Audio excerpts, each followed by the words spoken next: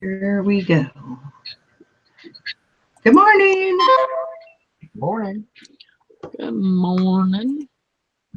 Cold Friday morning. Rainy last night. I don't know. I haven't looked at.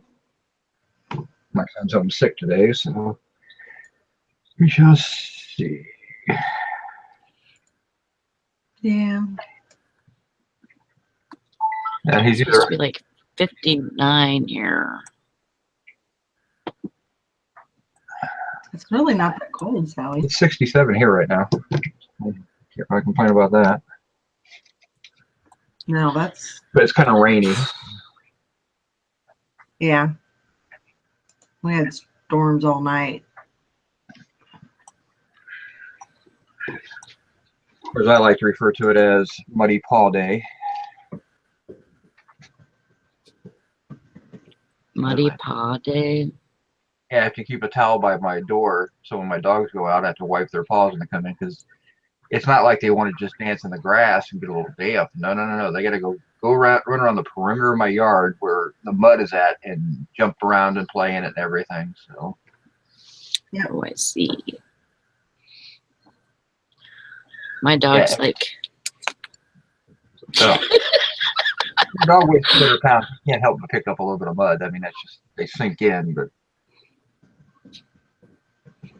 my son had let him in one time when it was raining out, and I hadn't realized it had started raining. And I was down here working, and I go upstairs a couple hours later, and I walk into my bedroom, and I see nothing but muddy paw prints all over my bed, my pillows, my covers, and two dogs sitting there with no shame in their game.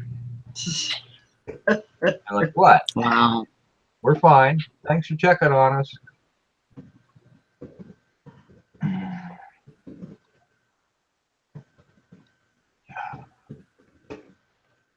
Now we lost Sal. You lost sound? No, Sally went away. Well, hello. Okay. Were you going away for a reason? Are they still having problems? Yeah.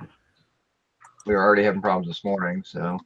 After you went and you left, Sally, then Eric couldn't see me or hear me. I could hear him. I don't know. It's getting crazy.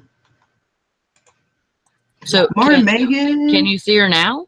Yeah, everything's fine now. Okay. Frankie's fine said they went on their first sourcing trip yesterday. Great. That's fun. That's good. It's fun, but you know, when you think about it, it's really kind of scary too. Oh gosh, yes. I mean, when you Nikki can't be here today. She already sent a message to the group. I mean, it's the first time you're really kind of making a decision on, I am actually buying stuff for the sole purpose of reselling it to make money, and now you're into you've embarked on a business as opposed to, oh, I bought a lot of stuff that was really cool. I don't like it anymore. I'm just going to sell it, and I made some money on it. Great, but you're not really. It's not the same thing as going out there and saying, I'm going to try to use my expertise and everything I've learned to actually buy things to resell. So it's an investment. It is, but I mean, it's a scary investment. I mean, especially when you're new. I mean, we've been doing it for so long, you don't even think about it.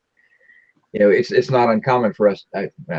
For some of us to go out and spend a little bit of money or hop in or go source unconventionally, shall we say? But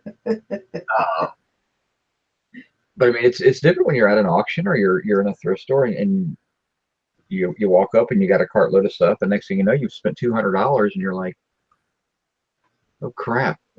I know I think I can get the money up, but there's no guarantees.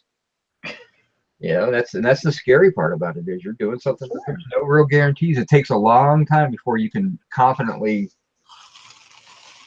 get out there and say, okay, boom, I'm just going to go out and buy stuff, and I know I'm going to make money on it.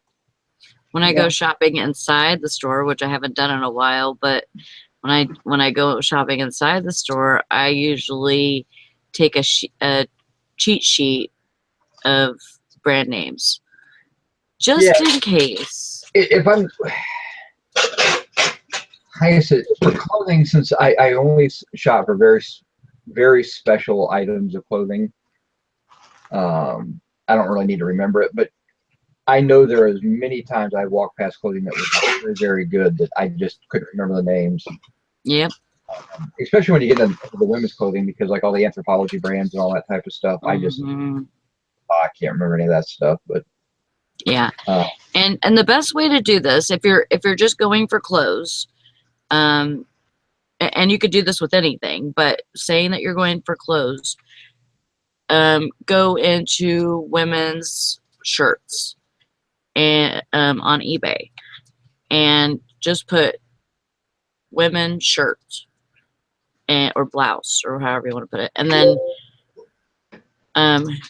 just go into your completed listings or solds and highest first, and just start from there and scroll down, look through all of those brands, and maybe take a piece of paper and start writing them down, and you'll get familiar with a lot more brands that way than you will just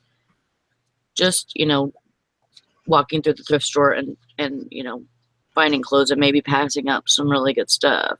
Yeah. I mean, I used to look for things that were cool or unique, and then I if I had signal, which a lot of times you can't get a signal in the store, I would just look them up and see what they sold for, and then why not take a shot at that point. But I mean, at thrift store, you're not usually investing a lot of money in clothing. I mean,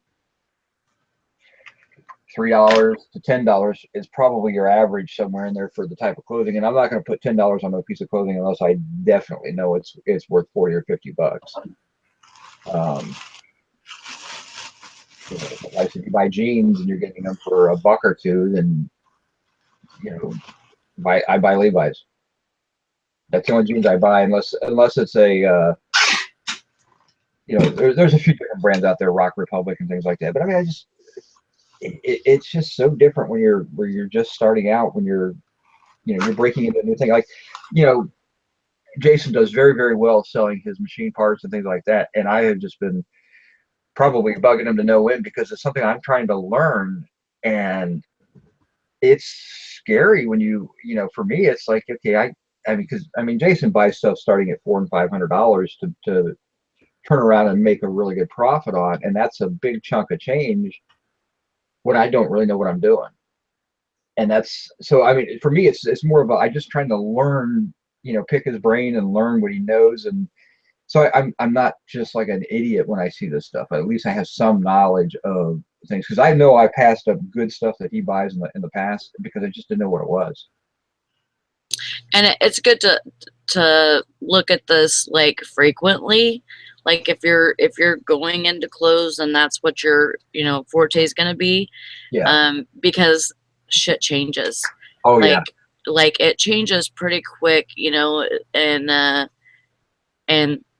the market gets flooded with one brand and it'll switch to another, and it's pretty nuts how fast it can change. Yeah, that's why you have to be careful with clothing. I mean, you don't want to be, you can always sell Levi jeans, but you can't always sell them at the price you used to sell them at.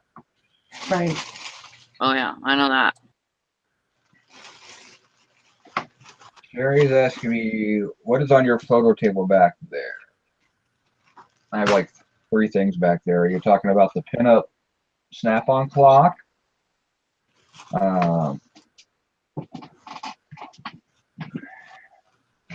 I bought a bunch of these. I have like 6 or 7 on the list. Getting a glare there. That's cool. For the light fixture globes I bought. These are the old style light fixture globes. Is that milk glass?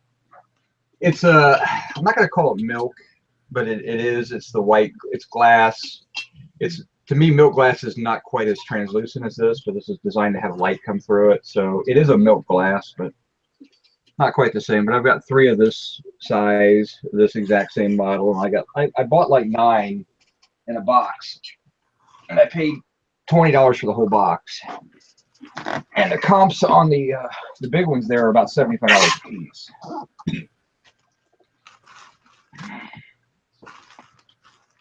But yeah, the other thing is that they're snap-on clocks, snap-on tools, and they're shop clocks, and they're all from based on the hair, probably the 80s. So I've got a bunch of them. I just need to get them listed. I'm just testing all the clocks, but the clocks don't appear to work anymore. But the good thing is it's such cheap little clock movements that are like $4 to replace. So I'm kind of contemplating, should I replace the clock movements and sell them, or should I just sell them as is? I'm not real sure what I want to do with that yet.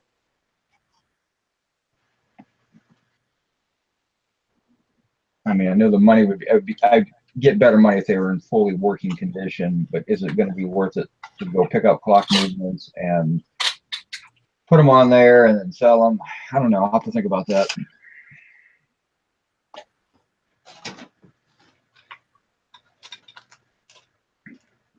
Yeah, I paid $6 a piece for the clocks, and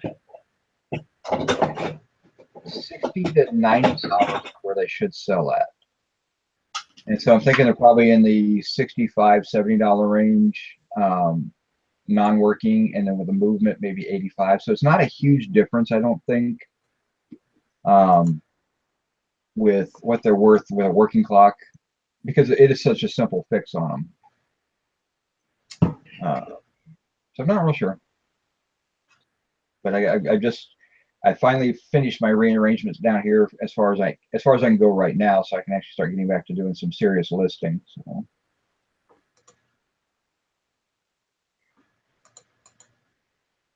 Yeah, talking about brands and things like that. A lot of what I do is I listen to a lot of resellers, on YouTube, just kind of in the background. There's a lot of there's a few people that I listen to, and yeah, their business model might not be the best, and it may not be anything like mine, but if they're selling clothing and they're finding a bunch of brands, you're not going to find those brands everywhere. Yeah. It's going to be specific to your area. So, but things that you can look out for. So that's kind of how I look. I'm a firm believer that there's nothing wrong with listening to somebody you don't agree with, as long as they're not giving you bad advice. Right. Okay, as long as they're not telling you to do something that's going to affect you as far as your account status, or right, causing you to believe that things are more valuable than they truly are. Things like that. But if they're talking about, hey, this is what I picked up, this is what I think it's worth, that's one thing. And the ones that are probably the best are what I sold videos, because they truly give you an idea of what things are selling for currently. right. And so anybody can do those as long as they're honest about what they're selling it for. You don't even need to know what they paid for, because it doesn't really matter, because you're kind of interested in what's currently selling. Right. I mean, again, I listen to a bunch of different YouTubers every now and then. I don't listen to much. Usually when I put on YouTube, I'm listening to Taylor Swift or something like that. So I just need music going in the background to help me get going. But yeah, like I said, I've listened to a bunch of different ones, and everybody has their own method. Everybody has their own deal. But I like to see what people sell stuff for more than anything. And if they have a different idea, a different method, I got no problem listening to somebody's idea. I mean, I know what works for me, but you know what? I'm not afraid to steal from somebody else's ideas if that's what I need to do. And again, they can be motivation. If somebody's saying, "Hey, I started doing this, and this has helped me double my sales," that's kind of interesting. I might test it or something. But and none of us have invented this shit. Everybody's copying God, each other ultimately. So, Yeah. you know. But you're not willing that's the thing too, is you tend to evolve your process. You start out, green and everything, and then, you know, you end up here where, you're actually making sales and you're listing well, and, you've kind of ironed out some of the kinks that you had to deal with. And, Yep. I think that's just a way that the whole process goes. You kind of have to learn as you go, type of thing. Oh yeah. I mean, I think you're silly if you don't learn as you go. Yeah. I mean, You have to. because I mean, doing this on your own, once you have a process in place and you're doing well, you can only go so far without tweaking, and that's really what we're talking about, is just tweaking the way you do business. Well, I'm going to take a little bit of that. I'm going to steal that little idea there, and I think it's just going to help me get to the next step. It's so many different little things that help you. I mean, because you can do eBay with crappy phone, a table, and that's all you really need, or you can really step your game up. Yeah. I mean, I started, hanging stuff from the door, you know, and that I still made sales, but, I've kind of evolved from that to, Well, I finally watched the first episode of the Girl Boss yeah. on Netflix, and while I don't know if I'll continue watching it, the first episode was actually rather interesting, because she spends a lot, and if you haven't seen it, I'm going to spoil it for you, so suck it up. Um, she spends a lot of they show her going on eBay and basically criticizing people's eBay's pages. Oh, look at the pictures. What, you can't hang it on a hanger? Oh God, I mean, she's really vocal about it, and she finally makes an epiphany and changes the way she does her photos. Now, she used herself as a model in her first photos and all that, and suddenly it's blowing up. I mean, it's going fast, and you see people doing that nowadays. But you know, just from a simple standpoint, she saw somebody and did something a little bit different and a little bit better. Hmm. So she took. I mean, when you break it down, she took what she knew from her varied experiences and said, you know what, I think I can do this better. And she tried it, and it seemed to work better. Yeah, I didn't get a notification either. Huh. I got my notification this morning for yesterday's show. Nice. Yeah. Eric was saying that he had read that there's a lot of things going on with. Yeah, I was looking across the internet, and downtrends, and Reddit's got a thread on it. Yeah. And all that. So yeah, there's issues with Hangouts. Girl Boss, the Netflix TV show. Yeah. I said I was going to say the other Jason, you should have been watching, not on the phone. But the first episode was actually. I'll probably watch the second episode, and if it keeps me through the second one, then I'll finish it up. But well, I mean, me and Sally have talked about it a little bit, and I just wish there was a little more eBay stuff. I don't want to spoil it for you either, but no, I don't mind. I mean, I'm actually more intrigued. I think I might actually want to go and read her book. Yeah. I think that might be more interesting, because obviously you're getting a lot of. I think the book is going to detail more about the business side as opposed to the personal side. I mean, they got to do the personal side to make her more interesting as a person and all that. But I mean, I'll tell you one thing though. If based on the way the character is played on TV, I'd have smacked the crap out of her in about the first 5 minutes of knowing her. So, but yeah. So I mean, it's kind of interesting, but. Yeah, probably in that sense, the book would probably be a little more. It would probably be better.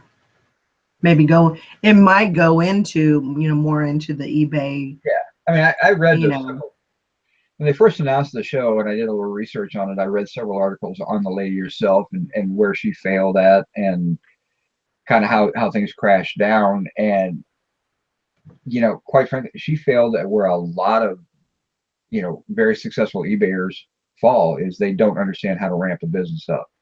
Right. They bite off too much too fast. And, you know, she also got caught up in some of the eBay changes in the ruling with how feedback affects you and things like that. So, Right. you know, when she ramped up, she really hurt herself because she, you know, one of the big things they talked about is she rented a 50,000 square foot office building, you know, and at the time she had like 12 or 13 employees. I mean, that's just too much. I mean, you know, that's, and a lot of, I see a lot of, especially you see it more with the Amazon resellers as opposed to the eBay resellers, is where they're doing very well, you know, as a one-man show or a two-man show, and then they ramp up, and the first thing they want to do is they want to go out and get a warehouse and hire a bunch of employees, and Sure. thinking, I can really ramp my business up.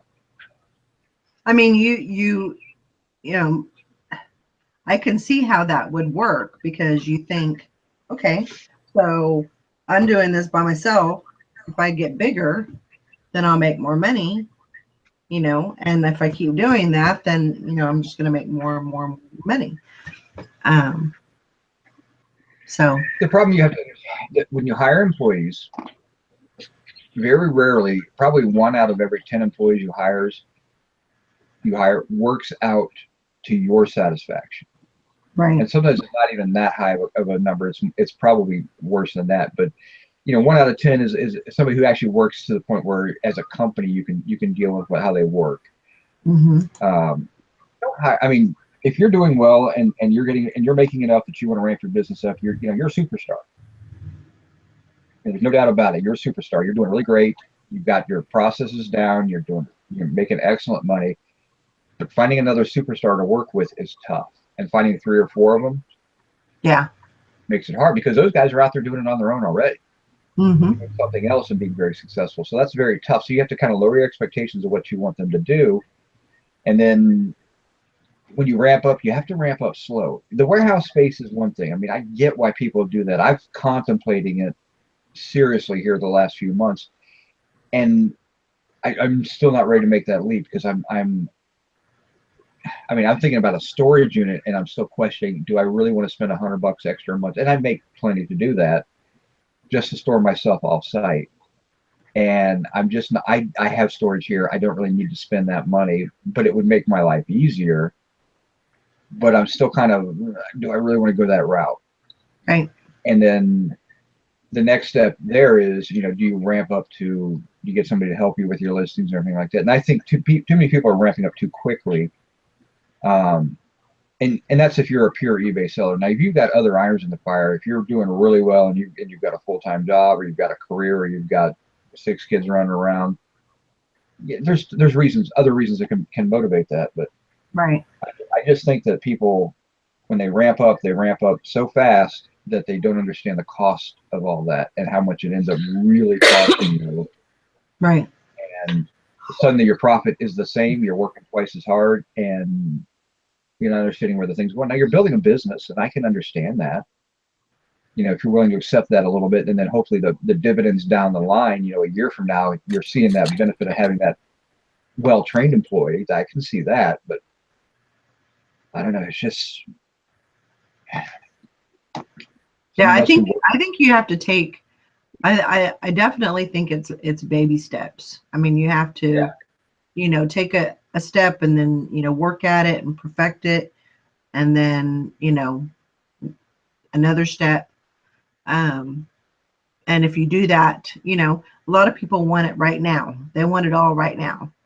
And, Yeah, you know, you can't do that.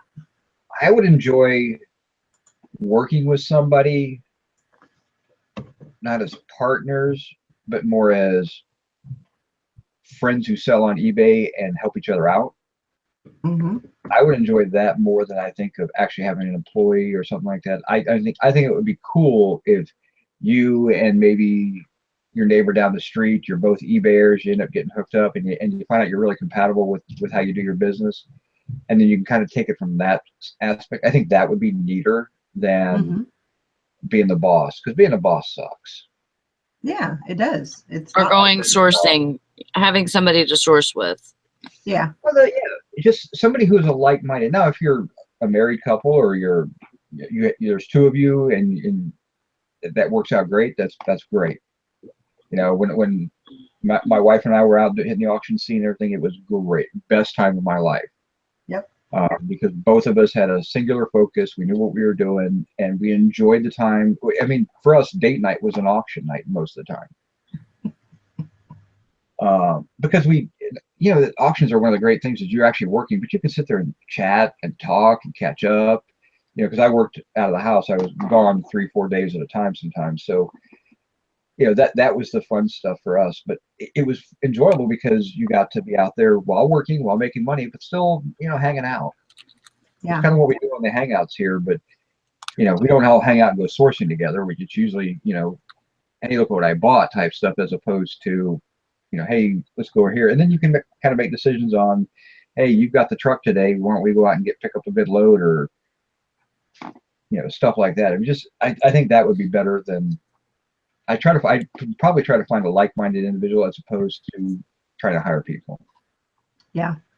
And I know, what is that, meetups.com or something like that. There's a group thing that you can build forum groups and local groups and everything. And I went to a couple here in town. They just weren't quite what I expected, but you could start one, I guess. But I go to auctions. I meet similar people, but you know, people they're so afraid you're going to steal their business that they're not quite the same Oh as yeah. if you already knew them, or if you develop a relationship with somebody down, you know, through time. I mean, you know, everybody's so hesitant about where do you sell at. No, I got a store. Yeah, I'm totally open. When I'm at an auction, it says, "What do you do with stuff?" I sell it on eBay. Really? Yeah, it's what I do for a living. And people are just taken back by the honesty because I really don't care. I've got nothing to hide. If you outbid me, great. Doesn't bother me at all. You know, I know what I was going to spend on it. If you outbid it, I don't get personally attached to it. You know, Yeah. now if I'm buying for myself, I'm going to outbid you because I'm buying for myself, but I hardly ever buy for myself. So the only thing I buy for myself usually is like if I see a good deal on guns or something, because that's an investment for me. Right.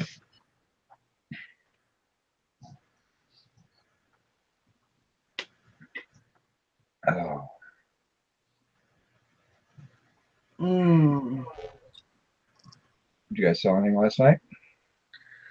I sold a smoking hot Butterfinger. Oh my gosh. I cannot believe how quick those are selling. That's a good thing. Flying off the shelf. And That does not sound appetizing at all. no, I know. It sounds gross. I completely agree. But hey, whatever blows your guts up. But you know what? It's the only candy I have in the house I won't eat too before I sell it. That's a pretty good motivator for, I'm going to buy candy to sell. I'm going to buy everything that looks disgusting. I haven't had any problems with the melting or anything like that. Everybody's giving good feedback, so I do have some minion Tic Tacs in there that I might get into sometime. But no, I'm smoking hot Pepsi. What? They have smoking hot Pepsi now. There's a new Mountain Dew. I don't know if you've ever seen that. The purple one. Yeah. It's the red, white, and dew. There's actually a couple different ones that are coming out. So. Well, it's a mixture of the red Mountain Dew, the white Mountain Dew, and the blue. Yeah, I'm sorry. I mean, as far as my Mountain Dew tastes go, I'm more of a purist, but I do like the Baja Blast frozen ones from Taco Bell. That's it. Yeah, I do too. Experiences go. Well, yeah, I can tolerate those. I don't like Mountain Dew in general. Oh. It just Give me tastes the really. original. And I prefer the old throwback made with real sugar Mountain Dew. So I call it mountain piss. That's what I would think. Piss kind of we'll tastes understand like. that you're an expert in that area, so we'll defer to your judgment. Yeah. Yeah, I could never. That stuff is too.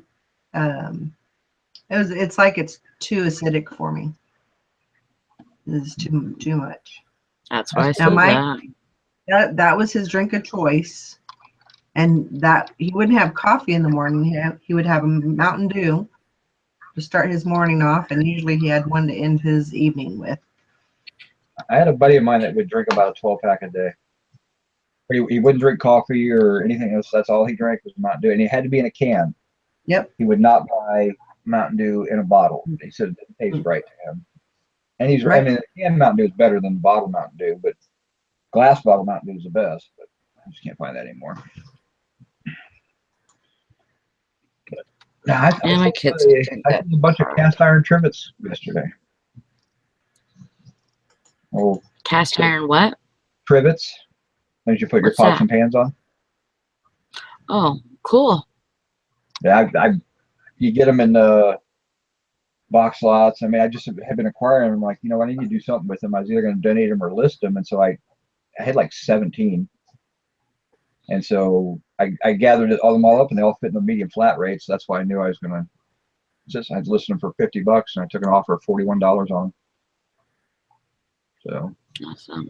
I sold a Victoria's Secret tankini top. Nice. Leopard. Mm-hmm.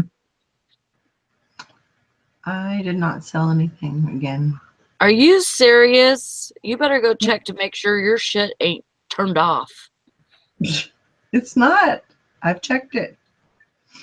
Well, I haven't listed anything in like 3 days.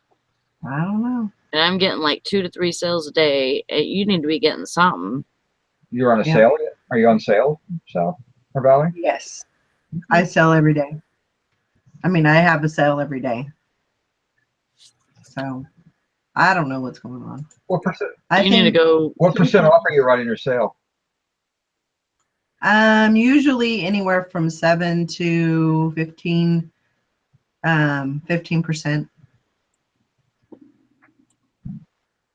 And then when it gets to be the weekend, I kind of raise that up to about anywhere from 20 to 25%.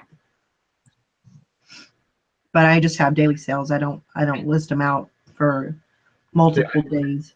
2 days is best. I think I've for me, not to say 2 days, but you don't end if I put a sale on right now, I would not end it, and I usually end my sales around 5:30 Pacific or 5:30 Eastern time. Mm-hmm. And then I redo the next sale, but I always go 2 days out because I want people to have a chance to look at it and then realize it's on sale and then come back to it if they need to. Right. And sometimes with a 1 day sale, they don't get that opportunity, or maybe they were away from their computer for that 1 day. So I always run like a 2 day sale, and it seems to be working really well for me as far as my sales. I know when I can tell when I don't have a sale going. It reminds me because I haven't had. When you don't have the sale for 8 or 10 or 12 hours, or sometimes even 24 hours, I'm like, oh crap, my sale ran out. I forgot to redo it. Right. I might have to try that. Yeah, try switching something up. And I use weird percent numbers. I don't do 10% sales. I do 11. I don't do 15. I do 16 or 14. I'll do a 21 or 22. I never do the 10, 15, 25, whatever. I always go a little bit different. Yeah. You odd duck, you. I just like to be different. And I think it's, if everybody's running 10% off sales, then nobody's running 10% off sales. That's kind of the way. So if I run 11, I'm a little different. Yep. Kind of the old, if everybody's powers, nobody's a superhero. I mean, yeah, I have good quality items. I got a bunch of crap on my store too, but that is. I got lots of crap. Well, yeah, I mean, I You think you figure have, every time you list something up, 10 to 15% of your new stuff is going to get listed. It's going to sell fairly quickly. right, Okay. But if you list 20 items, that means 2 to 3 items are going to sell really within the next few days. Okay, that doesn't mean, again, it doesn't mean you put up crap or, and when I say crap, I mean I got some real crap in my store, but if it's sat for, over a year, you might want to reevaluate it. But right, the problem you run into is there's a certain threshold where, yeah, it's probably never going to sell, but the work's been done. It's inventoried. It's put away. It's not hurting anything. It cost me one listing, right, which might cost me 10 cents a month or 30 cents a month if I'm running them every three weeks or something. So yeah, now I mean, if you have crap for $5, it's never selling. That might be costing you more than it's really worth. But yeah, if I list an item and it's worth $100, but I got to find the right buyer. I mean, I had a little it was a noisemaker from the 1930s from a New York City nightclub, and I had that thing listed. I started out at like $130, and I just had it listed for almost a year and a half, and I just slowly got the price knocked down, and I finally got an offer of like $40 for it. And I'm like, and it's one of those no-brainers. Yep, no problem, I'm going to take that offer. But I was too high because I didn't know what it was worth because it was the only one out there. right, It was very rare to have anything from a New York, 1930s club, and it also had some information. It had some beer advertising on it, which is what I was kind of hoping would sell it. But yeah, sometimes you get that weird thing that I got that airplane light thing. I got no idea what to ask for or what it's going to sell for or what it's worth. But it might sit for a year before you sell it. So you got to kind of take the good with the bad. But yeah, I mean, for the most part, if your store's not having it, if you're not selling anything, then yeah, you could be a little sale. But that's why you run sales. right, That's why you do, every 7-day listing so you get that hot. So yeah. And that's the thing too is I've been doing clothes for a while, and I've got quite a selection of clothes up, and so maybe it's time to change it up and work on something else, and get some a different style, something different, maybe shoes, maybe tools, maybe yeah, just different stuff. yeah. So something that'll catch somebody's eye, and maybe it'll draw them into the store, and maybe they'll find something else. Who knows? So it's just something that I got to work on, and you're going to have, I mean, everybody hates to have those days where you don't have any sales, but they're going to happen. It's just kind of it's just one of those things where um it's going to happen at least one time a month. You're going to have one day where you don't have any sales. Typically, I mean, I typically have. That's probably once or twice a month where I might run into a no sale day. Yeah, Like I said, when I first started getting back into eBay heavily, my goal was to have one sale a day. And once I started having one sale a day, then I really decided, okay, how do I ramp this up now? And I like to have 3 to 5 sales a day. That's about the sweet spot for me. If I'm doing that, I mean, I'm pulling in usually over $100 a day, and that's where I like to be. I like to average between $90 and $100 a day. It doesn't always work that way. Some days you get $30, some days you get 200. Fridays and Saturdays have not been good to me lately. Sundays have been awesome. So my weekends usually end up being pretty decent, but the Friday and Saturdays have not been great. But in the wintertime, a little different story. Fridays and Saturdays are always good. Morning, Turtle Trader. So the other Jason, did you hear back from the storage unit guy with all the belts?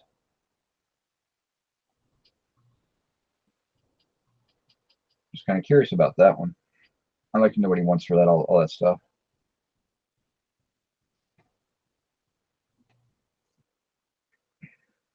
Wake up, Sally. Mm. Did you not get enough sleep yesterday before you went to work? No, I did not. I only got like five hours. Ah, It's right in that weird spot between, you know, not nearly not enough rest and too much. yeah. I mean, if you only got a few hours, you can usually, you coffee it up, but you're fooled into thinking that you got plenty of sleep. But Yeah. Yeah, I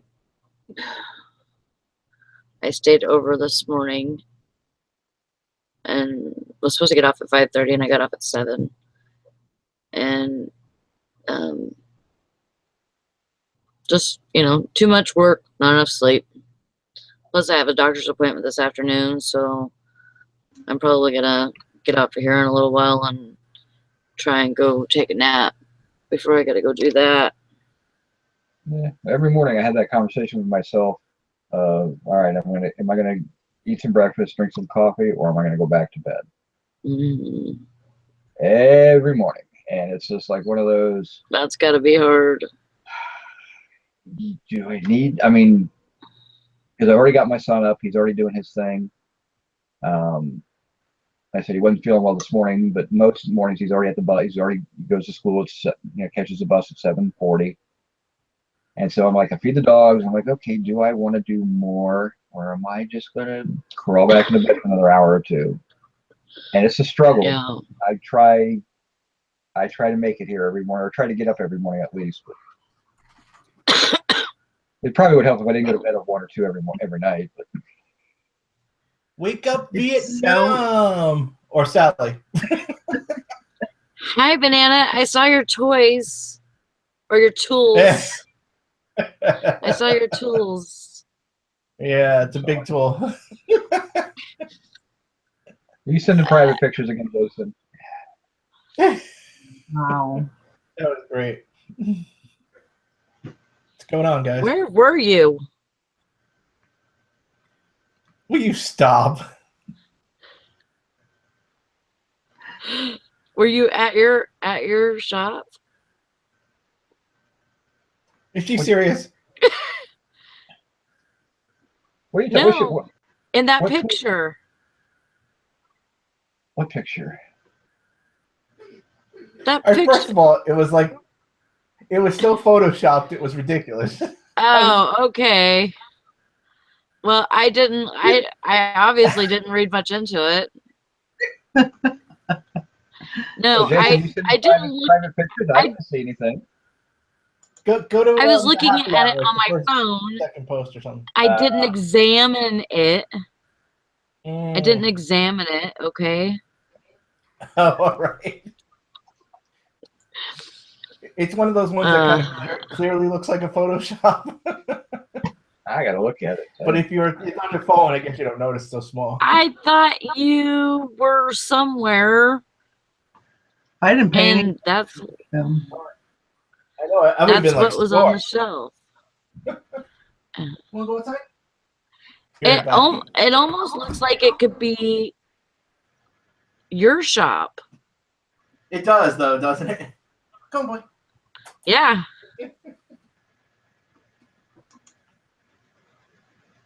The only Good job fishing and picking. The only photo I see, unless it was in the comments. No. Oh, okay. Yeah, it was in the comments of the thing. Yeah. Ah. Okay. Now I understand. Actually, it does kind of look like a shop, though. I mean, his old shop. Yeah, it was so neat and organized and everything, just like, I am all anal and shit. Mm-hmm. Oh, wait, did I mean to do that pun?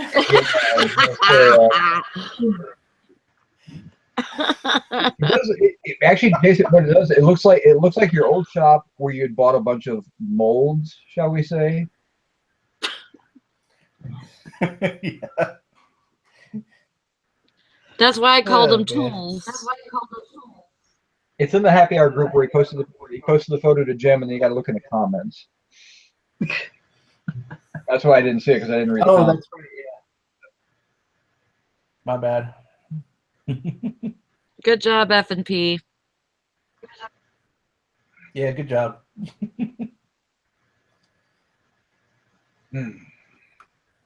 Yeah, I'm always burning the candle at both ends. For a little while. That's so the truth. About to run out. One day I won't have to. And they shut the casket door on her. I know, right? That's the day she stopped. I always say that's the only time I'm taking a break.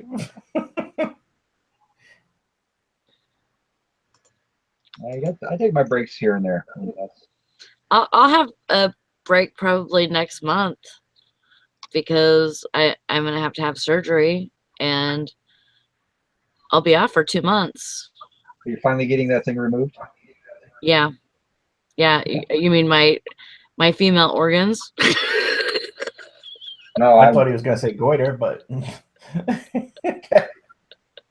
Yeah, that thing. I was actually kind of referring to the extra pieces or something, but Like the cyst or something. Yeah, you get your plumbing taken care of. Right. giving your undercarriage a little who's your daddy.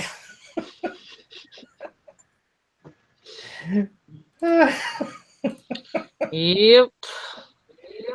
Anyway. Yeah, and there's no dancing around that. I mean, I gotta get it done, and I'm gonna have to take my freaking vacation again for my surgery, just like I did last year. why? Did you put in for it in advance? Huh? Why do you have to Did you do put that? in for that vacation in advance? No. No. Don't you have sick time as well as vacation time? No. How They changed it just to PTO. about short-term disability? I have that, I believe, and I can get that, but I have to take 1 week of vacation and then I can get a short-term disability. You're going to be After out that. for 4 weeks or so? I'll be out for 8 weeks. 8 weeks? Well, if that's the easy surgery. No. That should be the hard surgery, I would imagine. 8 weeks is a long time. That's going to be incision. I mean, I recovered. It took me only 30 days to come back from gastric bypass, and that's slicing me open and slicing my stomach apart and all that. So Yeah. Do you have I to think be in 8 bed? weeks is the surgical. Do you have to be in bed, or will you still come on the show? Oh, still, really, I don't think anything could like keep you in bed. keep me. Yeah. Oh, okay. Oh. I don't stay in bed for long periods of time ever. Yes, we know this. Probably have to like tie me down or something. that's a different type of bedtime activity, Sally. Come on. Naked man. Oh. I have plenty. The other Jason, I have plenty of stuff to keep me busy.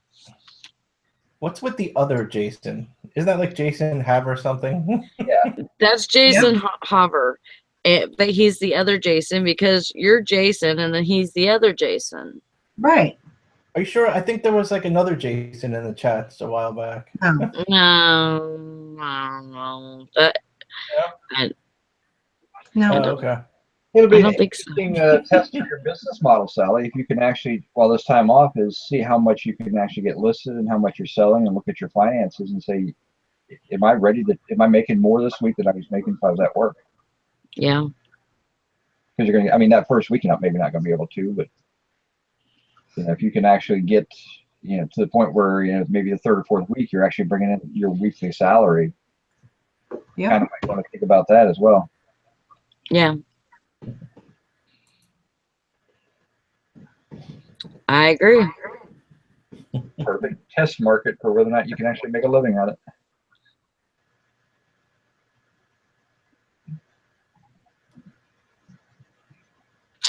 Yeah. Yeah, the other Jason says do a bunch of sourcing beforehand. I really don't think that's an issue. She spent enough time upside down that she's well prepared. Yeah. I think she's got plenty of inventory. Hmm. I don't think that's going to be an issue. She's got a dumpster out back the house. You guys no, I do not have it. Now, What good would that do me? Naked Man is going to get her a dumpster for Christmas, so she can feel more at home when she's actually at home. So. Shut the hell up. No, I don't get a chance to go out sourcing. But honey, just crawl in the dumpster in the backyard. You'll feel right at home. There's like a practice dumpster out back, so she can work on her technique. You all are horrible. I am very skilled. She's like a ninja. You don't want to go there. I can get up on my step stool and I can lean over. We don't want to know. I can lean over and be like this. She's planking. One of those Planking. From now on, she's actually going to go out. She's going to source with a pool ladder in the back of her car, so she can pull it out, flop it up in there, climb up, climb down, get everything she needs, climb up, climb out. Boom, she's gone. Yep. Yeah, I have stuff in my garage too that I go out there and I start looking through boxes and I'm like, oh, it's like Christmas, like I haven't seen this in a while. Yeah, that looks like something good to list. Okay. Yeah, Sally's got a new YouTube channel. It's called Yoga Dumpstering, and so she's going to teach people yoga poses. Tell me you couldn't see her like in your area, like rolling up to dumpsters and like standing next to it, and then having like one of those tank periscopes. And just go. But she's got to roll up, bump it in her car. To the next one, Oh, it would be funny, Sherry. I'm sure.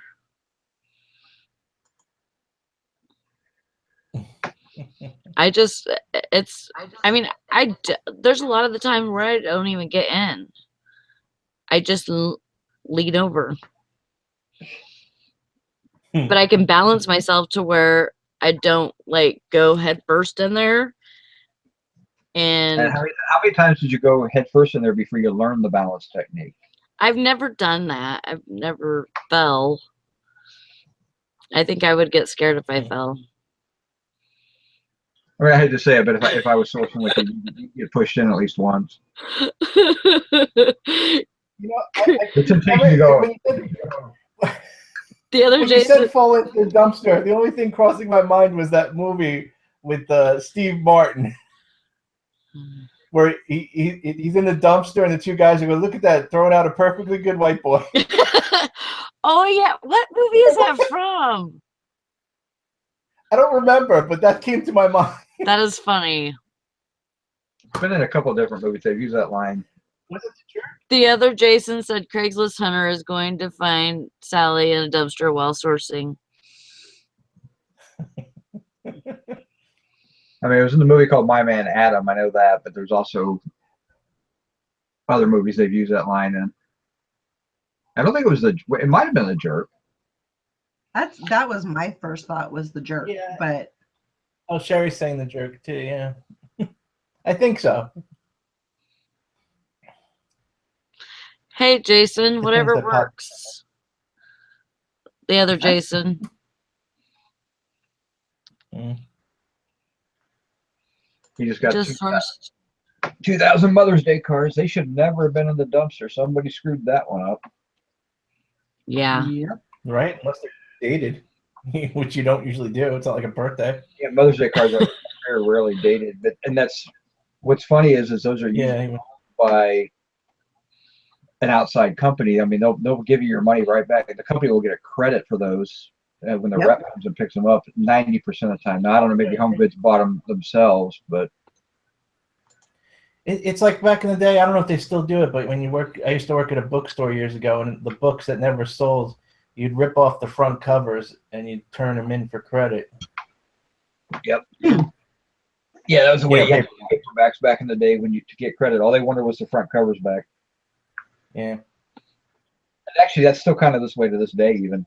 But nowadays most people are into doing remainder books where they actually send them to another company that gives them a little bit more money, and then that company turns around and sells them. So. Oh, okay. Yeah, greetings cardboard. American Greetings. Yeah, that's somebody threw that out. You actually beat them to it. Somebody threw that out and was going to steal it later, or the rep hosed the company on credit and just pitched them. Mm-hmm. Yeah, that company just took about $6,000 in shrink. So yeah, sometimes bad inventory there. Managers don't have control like they should. Things happen. Well, that's American Greetings is one of the biggest shrink areas that we had in Ollie's, is because the managers, it's all of the managers, they did not do the proper checks and balances, because those American Greetings reps are not paid to pick stuff up. They want that stuff to stay in the store because the store owns it at that point. And so a lot of times they'll go in and they just won't do a recall. They won't pick up everything they're supposed to pick up, and they'll let it sit there. And especially if you've got a kind of a messy store where they can kind of tuck it away somewhere. I went into one of our stores and I found almost $20,000 in cards that should have been picked up. I mean, I had Mother's Day cards and Christmas cards from 2 years ago, and all that stuff should be picked up. So that's one of the procedures that you have to put into place is you go in and you set it up that, after a major holiday, I mean, that's one of the things that you send out as a manager's focus is to make sure the next time your American Greetings rep is in, you get credit for all those. You have to count them, which sucks. Mm-hmm. But because believe it or not, I mean, 1,000 cards can fit in a box like that. I mean, it's not much space. Well, stupid question. If they're 2 years old, will they still take them or no? Yeah, that's part of the agreements they take them. Because most of them aren't dated. It's the only things that are dated are really graduation and New Year's. Okay. And they'll take those back within a certain time frame, because that's kind of the deals that they make with the companies. But most, like Christmas and Mother's Day, Easter's not usually dated. 4th of July, and any of that type of stuff that you typically give cards for, it's just not going to happen. But okay. Yeah. Interesting. The employees don't realize it, but it is their money. They never think about that. Employees never think about shrink as being their money. But every penny that I got to spend to pay for something that's gone is one more penny that I can't put it back into the employee's pocket. Mm-hmm. It all boils down to that. I mean, the more money the store makes, the more people get hired, the higher the wages go. Stores lose money. They can't afford to upgrade equipment. They can't buy nicer stuff. They can't buy better materials. So I mean, it's just a downward spiral. Yeah. Yeah. You got to cut the costs. Next thing you know, the store's not successful, so they close the store. People lose their jobs. The other problem with retail is just a lot of people are, they're not there for the long haul. They don't give a crap, Yeah. Like, some are career people and some aren't. You got the mix. Most people don't realize you can make a fantastic living in retail, but it's hard work. I did well. Yeah. I mean, it's hard work. I mean, but I was at the point where I was making I had company cars, making really good money. I didn't go to college for that. But and I wasn't making what a store manager makes. Store managers were making more than me, and I was a district manager, but I was a loss prevention district manager, so it's a little different animal than an operations district manager. But right. Yeah, an operations district manager was, again, probably never been to college, worked his way up as a store manager. Most district managers are $120,000 a year. It takes time and effort and skill to get there. A good store manager can make $75,000, $80,000 a year on a small store. A company like Lowe's or Home Depot, you're probably talking $110,000, $115,000 a year. Yeah. Which is good money, but it's brutal. I mean, retail is brutal, and the dedication and the time factor, the money's there. I know. I made it to the position of, I forgot what the title was, but it was the manager just below the GM. And man, I didn't keep that long. 2 months maybe. I fucking hated it. Yeah. It was Some people brutal. are made for management, some people aren't. Well, you know what it was? The place I worked for had a 0-tolerance return policy. And every day I would just be in fights with people. And that's the And it was stupidest return policy out there. Yeah. And your hands are totally tied. You know what I mean? That was the only thing I hated about the job, to be honest with you. Yeah, because I didn't mind the actual hard work. it's a company policy that puts you in conflict with customers that came into your store. Yeah, which I mean, and I ran into that. There's a local thrift store chain here that I don't shop anymore for the main reason is the one time I was in there, I was buying this. It was a wooden case that you would. It was kind of a display case, but it was also like a commemorative case that a bottle of tequila came in. And I paid like $10 for this thing. And while the cashier was handling it, it flipped upside down and banged onto the counter. And then she continues to ring it up. She bags it up. I go out to put it in my car, and it's kind of ripping through the bag. And I realize she broke the thing. Mm-hmm. I'm like, so I walked back in. I said, "Your cashier broke this when she was handling it. Can I get my money back, please, for this?" They refused to give me the money back. Oh my God. I'm like, "Your cashier broke it. It wasn't me. I'm sorry, I didn't realize it until I went to put it in my car." And the cashier goes, "Yeah, I dropped it." I mean, admitted right there to the store manager, would not do anything for me. So I call corporate. They won't do anything either. What were you in, a bodega? I'm in Ohio thrift stores. So Ohio Thrift is actually a company, and they're one of the larger thrift stores around here. And believe me, I've spent lots of money in that thrift store, and I won't go back. I don't blame you. Fuck $10 them. They lost my business. I really don't care what they get. And they do 50% off you twice a month. I mean, it's a good thrift store chain. They get a lot of good quality stuff, but they lost my business over $10 because I wasn't in the wrong. And they literally, the manager is saying is, we have no way to give you your money back. I'm like, okay, so let me give you this rarefied situation. You ring something up wrong, and I don't realize it until I was turned to walk away, and I see that you've charged me on something I'm wrong. What do you do then? Oh, well, we could fix that. Yeah. Okay. Eric, why didn't you just get an exchange, Eric? What? Why didn't you get an exchange then? Because I wanted my money back. I'd already shopped the store. I didn't want to get store credit or anything like that, and I shouldn't have had to. They broke the item. Right. Well, no, I'm not saying that they're right. I'm saying instead of just taking the broken item home, why didn't you at least get a replacement? You're at a thrift store. It's a one-of-a-kind item. Oh, I'm thinking. Yeah. I'm sorry. I kept thinking you were at like a dollar store. No, it was a thrift store, yeah. I thought about opening a case with it, but I had a bunch of other stuff on there. And what's interesting, I mean, I left the item there. I'm like, I don't want this item. It's broken here. You leave it here, thinking that maybe some sort of management would get back with me. They never contacted me. And I called corporate twice, and they said they would get back with me, and they never contacted me back. I'm like, all right, guys. So I don't shop there. And I'll run them down. What's the worst?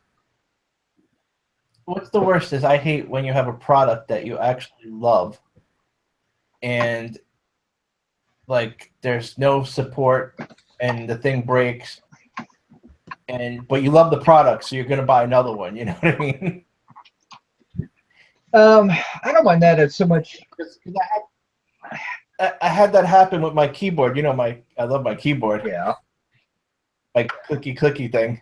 And the thing died after 3 months.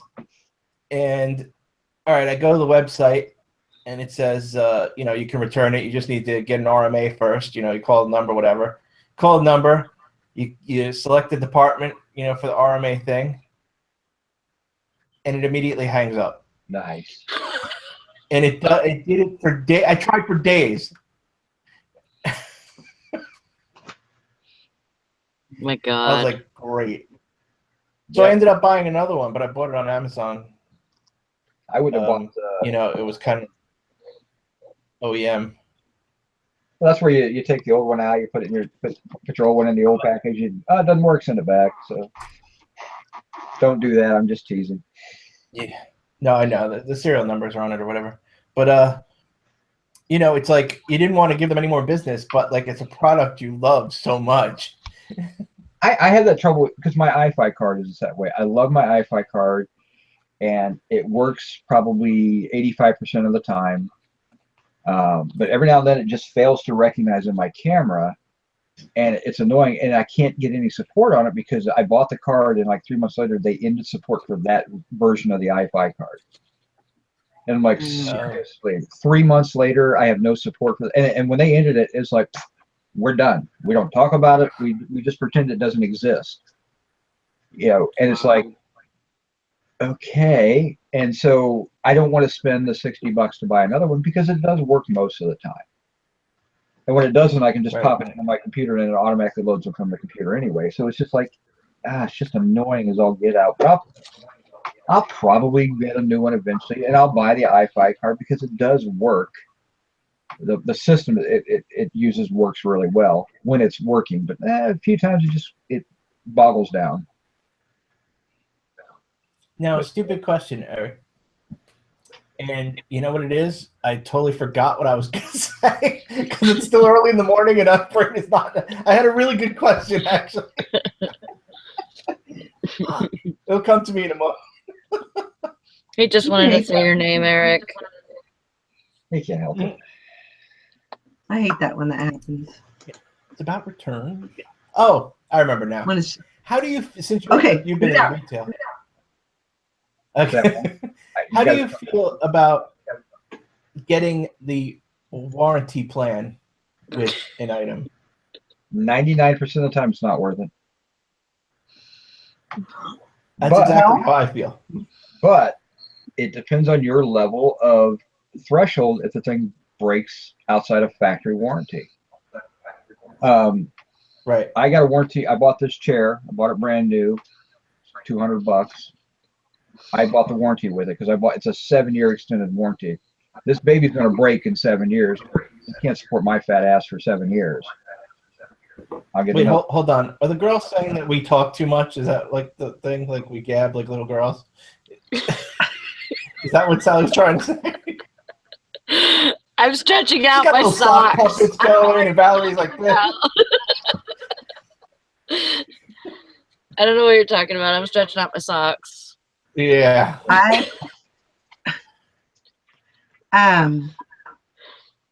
Now I used to not be a very big fan of the warranty. I thought it was just a scam. Mm-hmm. But I bought, it was my steamer that I use for my clothes and stuff. And I did get the warranty with that. I think it was $3 or $6. And I had the unit for a year and a half, and it was a 2-year warranty. And they gave me instructions on what to do. What are you guys doing? Oh, you didn't see the side chat?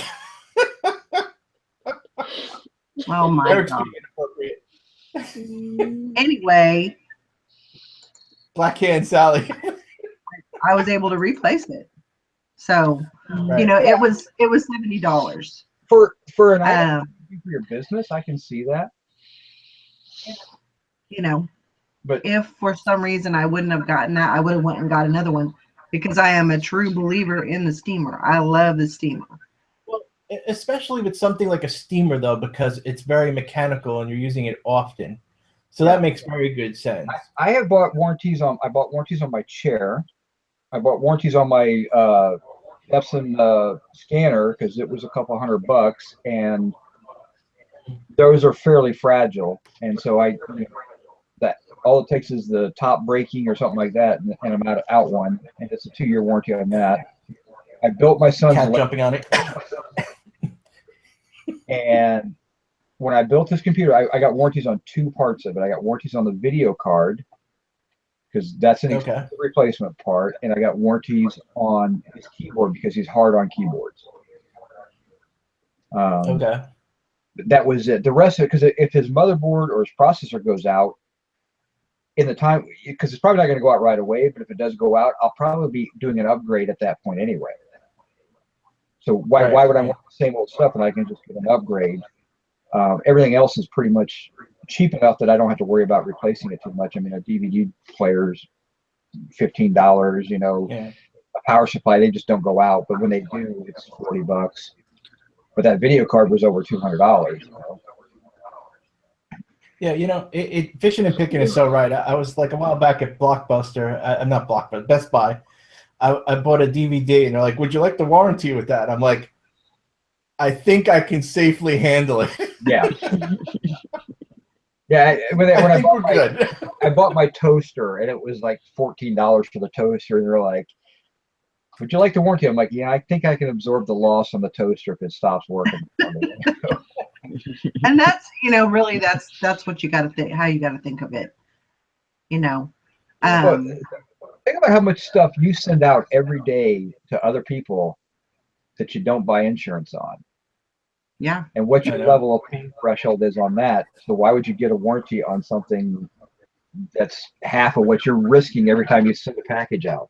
Exactly. Right. I mean, I think the only thing I actually have a warranty on is the 65-inch TV, because I ain't dragging that shit to a repair center. 65 inches? Yeah. Jason's overcompensating. Yeah, I can't help it. That's small nowadays, pal. Oh my gosh. That was like the low end model. I'm rocking They're a like 40. pushing 90, I think, now. I'm completely lost. We're used to that. I think I fell asleep.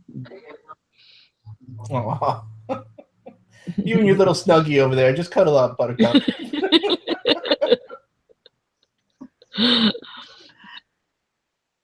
I'm freezing this morning. I think my TV is like a 48-inch, and that's, to me, that's huge. Mine's only 40. My dogs like it though. That's all that matters. So. Yep. The other ones that watch it, I watch TV on my 22-inch monitor down here. Well, you know me, I'm into movies and stuff, and that's like my thing. So, you know.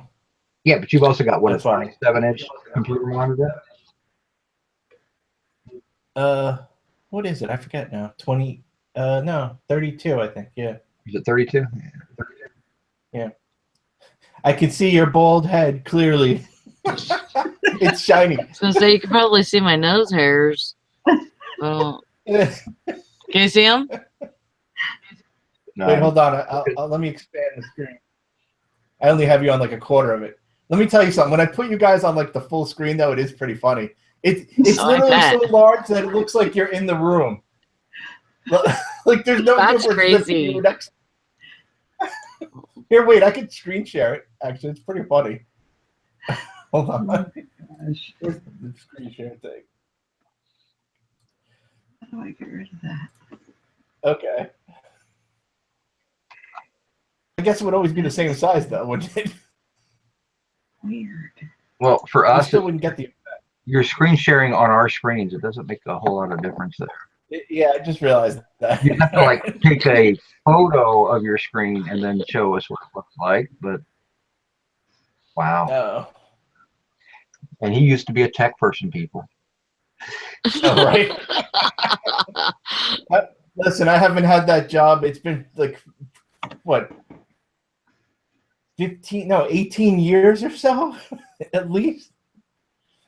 It was a long Like time the ago. nerds. What are they called? The geeks. Geek Squad. Geeks. Is that what you were on, Jason? When I had a tech job, I was repairing computers with Windows 3.1, okay? Yeah, he was Geek Squad before there was Geek Squad. Yeah. Yeah. I see. Windows 3.1. Are you kidding? I remember It was 2.0. right after DOS. I'm trying to think of what year that was. Windows 3.1 would have been 1993. Yeah. 92. That's Actually, no. before I'm I- sorry. Windows 3.1 was 1991. Right. I mean, you're talking. I think that's even pre AOL, right? Wasn't AOL Oh, 95? yeah, that's pre. That was right at Windows 3.1 was really at the start of the internet. I remember having DOS 5 and Windows 3.1, and I would actually get onto DARPnet and get around to different companies that way. And then Windows 95 came out. That was really kind of the big break for the internet, because that's, I mean, I had Prodigy and what was that? Wait, I just realized I can screen share and just. What if I took the camera and pointed it at the screen? Yeah, you could do it that way, so we can see what it is. Just no screen share. Just lock on to somebody and then pull your camera over and show it to everybody. You don't have to. There's no screen sharing needed. Yeah. If the cord's long enough to get the full view of the thing. Oh yeah. Holy moly. It's like you're in the room, man.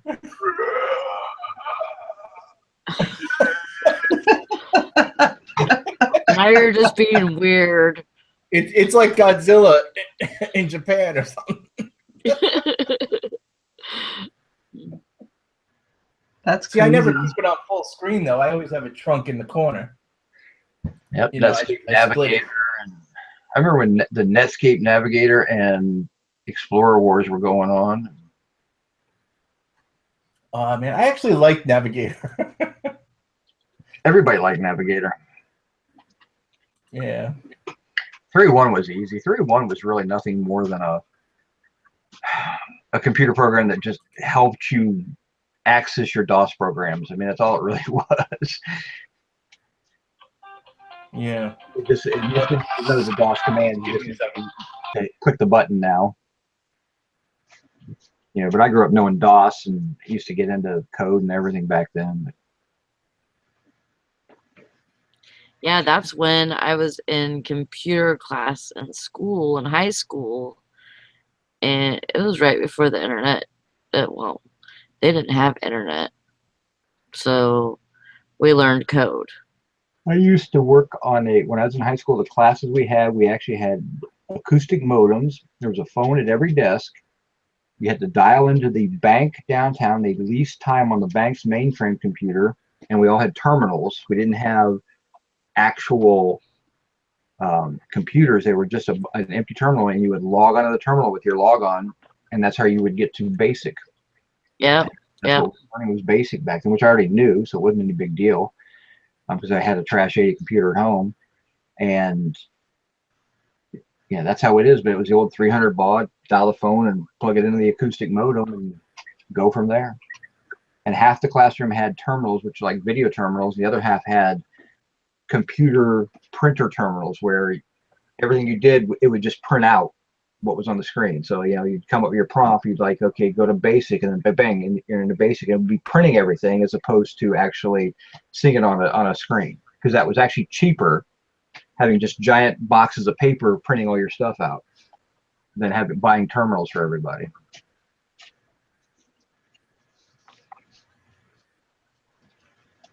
I don't know, Palm Pilots. I don't think Palm Pilots are really a very hot item anymore.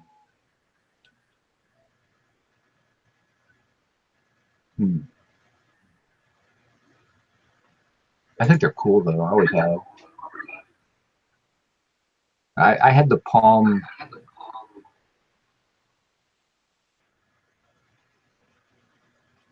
can't remember which one I had. I don't know why I'm echoing. I'm going to go to bed. Okay. I'll see y'all later. Good night, Sally. Bye, Sally. Have a good weekend, everybody. Yep. Sleep well. I'll talk to you tomorrow. Okay, love you, sis. Bye. Bye. There we go. That's better. No, I'm not And then echoing. they- It's all Sally's fault. Punch cards, flowchart. Oh yeah. Yeah, that's the problem. I mean, everybody that learned computers in the 80s and 70s, got hosed by computer programs like Windows and stuff like that, because everything we learned how to do, they just made it easier. And I took all that knowledge away and just said, okay, now anybody can do that stuff. Mm-hmm.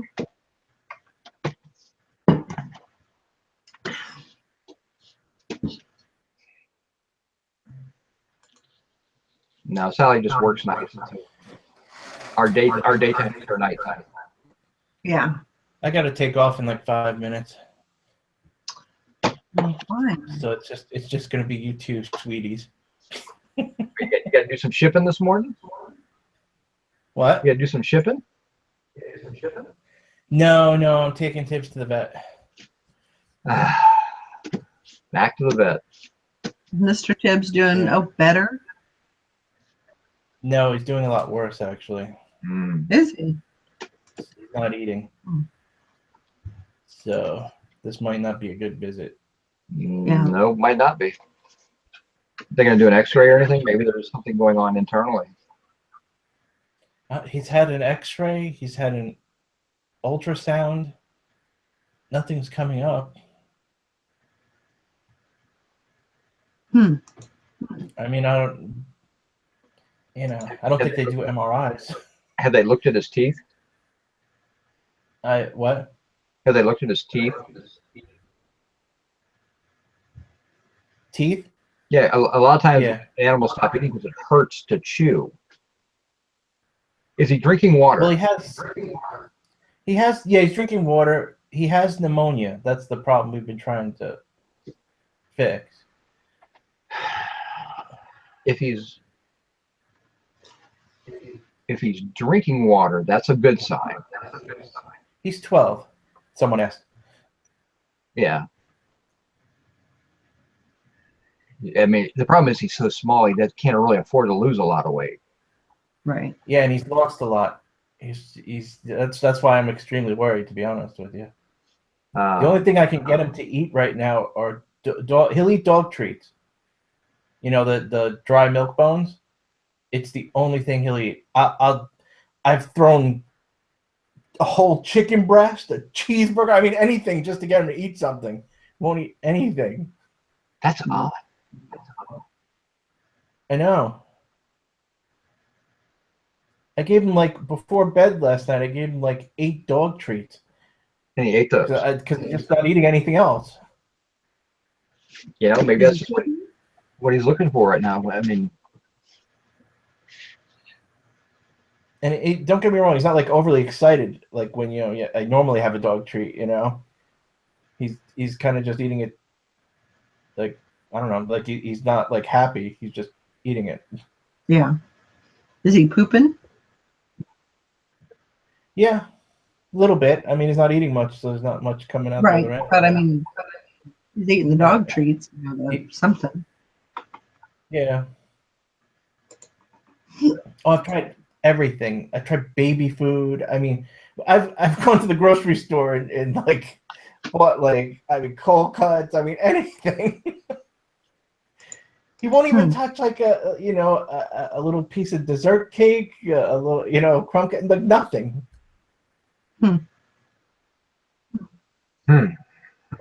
So yeah. So he's having a tough time. We'll see. is he on antibiotics or anything? I'm sorry, I didn't mean to bring the show down or anything. No, I mean, is he taking any type of, I mean, I know you're having trouble getting the medication into him. Oh, at this point, he hasn't taken the medication like 3 days now because he won't eat anything. See, that's part of the problem is if he's got anything really wrong with him and needs medication, you can't get it into him. You're going to have to go with probably a shot or something like that. That's what I'm thinking when we get there. Yeah, I will look into the teeth issue, I will check with them on that. But he does have pneumonia, and his white blood cell count is very high. That would be, is that leukemia? They're saying he has pneumonia in his left lung, according to the ultrasound. I think it was left lung.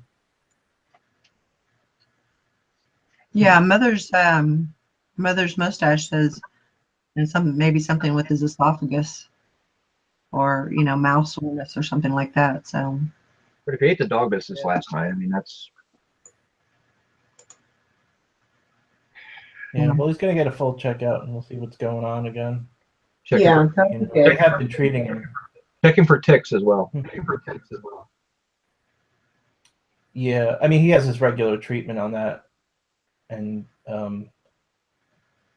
he doesn't he's not a dog that gets walked outside. Yeah. So that would be Slim.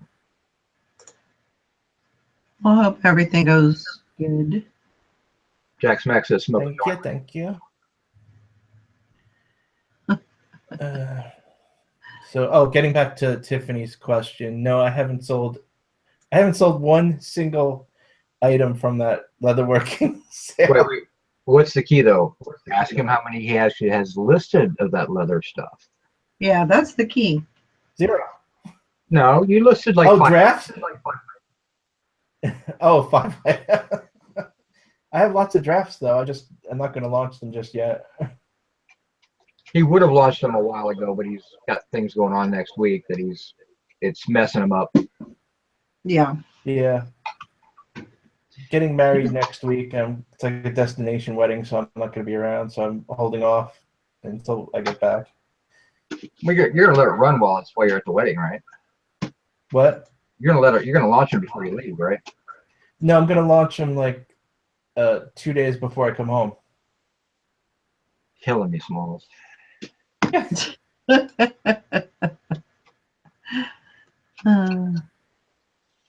Well, that'll be fun. I bet you guys are excited. Yeah. Finally tied the knot. I know we've been together over 4 years now. Going on. Wow. Took you long. Took long enough. I never make rush decisions. Yeah. But no, everything's great. Good. I'm happy. We're happy. It's going to be a lot of fun. Yeah, she keeps him in line, so that's all that counts. Hey, No, there's no live stream of the wedding. But thanks for asking. We could put it on a hangout. Mustache wants a live stream of your wedding, Jason. Yeah, no, it's what I was replying to. No. No, Jessica wasn't into that at all. Could you take a tablet and then like have me and Dusty and Jim and maybe the morning show people all kind of there like at the same time, I wanted to do one of those big tablets with like one of those Segway robots, That'd be awesome. Yeah. I don't think you trust us. It is the first marriage, yes. It's his last marriage. And last. I've waited long enough.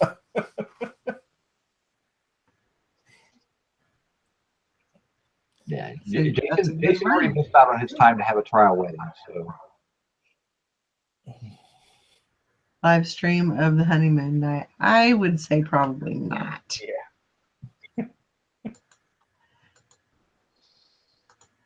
yeah, I think Jessica knows us well enough to know that we might not be the best people to have at her wedding. So Yeah. Megan Carl. No, I don't want to sell anything directly off that because I've already done all the work. I have all the drafts done and ready to go. Once I do all the work, it just goes on eBay at that point. Yeah, it's a done deal.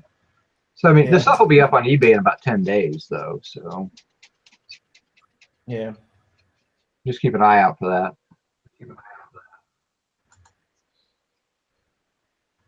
Yeah, I can't imagine. Although all we would take up, you'd have like 10 people there with one seat. No meal, no drinks on us. I mean, we'd be all. Yeah, we're cheap dates. Oh, I know. It's not me. I wouldn't mind. But she's it's her day. I'm just appearing. Yes. Jason's very much taking the tact of tell me where I'm supposed to be, what I'm supposed to be wearing, and I'll be there. That's the most important thing that you can say. Yeah, see, I had to do the opposite thing. I had to arrange everything for my wedding. Oh, really? Yeah, because it was a surprise wedding. Oh, nice. Yeah, she didn't realize we were getting married that day. So. Oh, wow. Surprise! That was pretty much, yeah. Eric was pretty confident. All right, we already agreed. We knew we were getting married. It's just we hadn't really figured out when we were going to do it and everything. And I was talking with her sister, and her sister helped me arrange everything. And yeah, it was just going to be me and her and the person doing the marrying and just finding a location and all that. So I took her to the park and said, "Oh, by the way, we're getting married." Oh, you know what? I can show this. I have over here the cake topper. It's kind of cute. That's cute. And you got Tibby on it. Yeah. That's very cute. Were you planning on taking him to the wedding? No. It's 4 hours away, a little more than 4 hours away, and the hotels don't allow pets. At least we're getting married at the hotel. It's like a little bit fancier type of hotel. They don't allow pets. Yeah, it looks just like me, minus about 200 something pounds. I tried to get one with a fat guy, but it didn't work. You might have to custom order that one.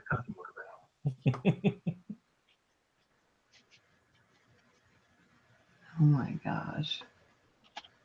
Yep. Oh shit! I gotta go. I'll see you later. All right. Bye, guys. See ya. Bye. Bye. Jason's getting married in upstate New York.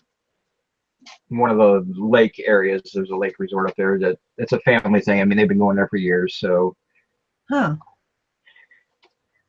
yeah, Jason definitely doesn't like to do anything new because he's going to go to a place he goes to every year for vacation. That's where he's getting married at. So, but it's comfortable. That's good. Knows the area and Yeah, and I think I'm pretty sure Jessica's been up there before. So I mean, it's a happy place for him. So right. That's good. ooh. So yeah, I just today I've got to do some figuring out what I'm gonna list next and just go from there. Yeah. Put the clothes aside and Well, I said I finally got my area organized, my 12 by 12 area organized, and I have my pile of stuff to list, and I can actually start moving that listing that way, so now I'm not walking around stuff, yeah. which has always been kind of a pain. But you know, I got all my photography stuff that I list is all in one section, so now I know where that's all at. It's not spread out. And I list a little bit of that, and then I go to something else. Yeah. That's true, Sherry. She was saying that Jason doesn't fly, doesn't eat 85% of the edible things on the planet, so he was probably a challenge, and that's true. Jason is that way. Oh, hello. What's up? Hey. That picture you sent last night, I thought you were at a restaurant that you said was called the Lickety Split. I didn't realize that was the actual auction. No, Lick Skillet. That's Lick the Skillet. name of the auction house. It was way. It really wasn't way out in the country, but it was far enough out off the beaten path that you didn't get a cell phone signal. It looked really lame. It was an old dance barn. It's one of those that I haven't been to in years, but another reseller who lives here locally goes there and sells there sometimes. You could get It's like any of the auctions anymore. I mean, and he and I were talking about that last night. I'm not quite awake yet. My sentences aren't quite coming out right.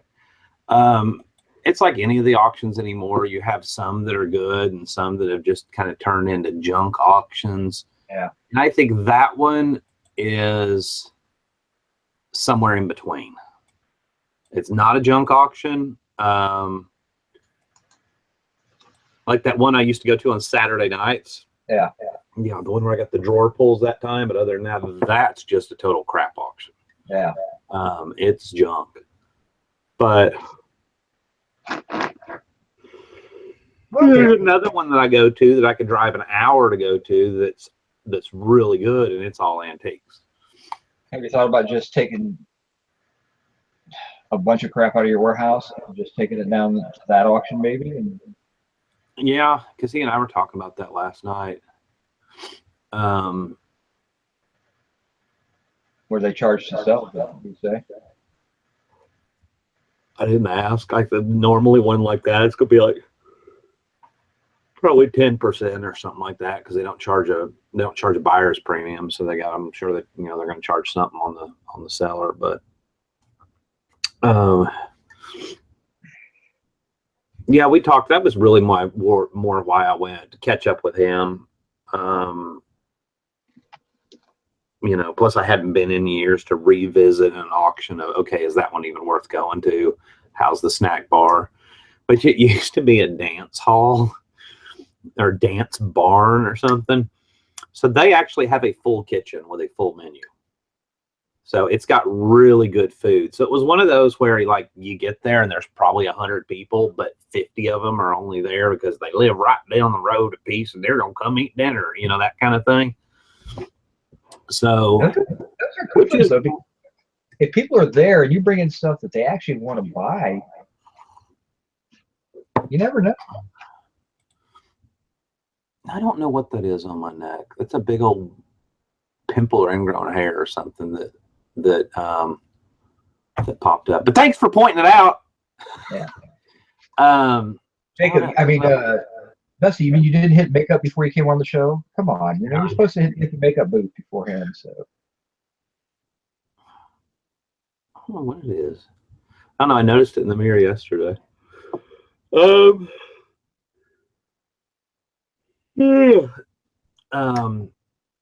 yeah, I mean that's kind of a southern thing. I mean, I'm sure it is everywhere, but it's real more so in the South, I think.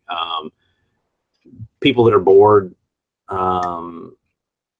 if your auction is a little more rural and the food's good, people are going to go there just to eat. Oh, yeah. I was talking to a friend of mine that used to own an auction place, and she's like, we used to make money. The snack bar, we made more money off the concession stand, on a Saturday night than we did sometimes even off of collecting seller fees. Well, I mean, it's a good food auction will always be well attended. Right. It's the auction houses that have crap food. It affects how much they make the other way around. I mean, it's one of those things you just can't convince people of. If you serve really good food here, you'd have a better crowd and you'd have more opportunities for people to buy stuff, and the prices will go up.